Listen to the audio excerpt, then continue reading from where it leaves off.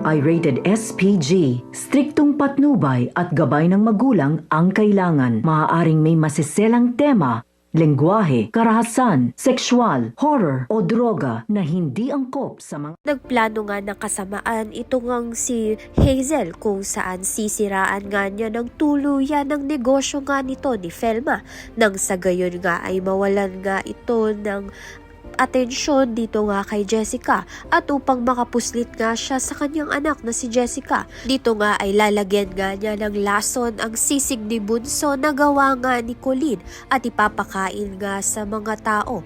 Dahil dito mafu-food poison nga ang mga tao at maraming ang magrereklamo.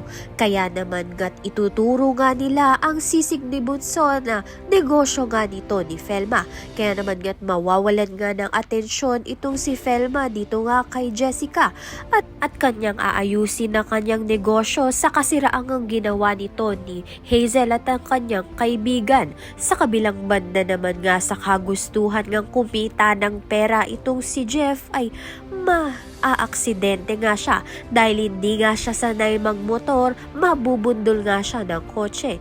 Kaya naman nga't dahil dito magiging critical nga ang lagay niya sa ospital. Kaya naman nga't yan at iba pa ang dapat nating pakaabangan. Maraming salamat sa iyong panonood.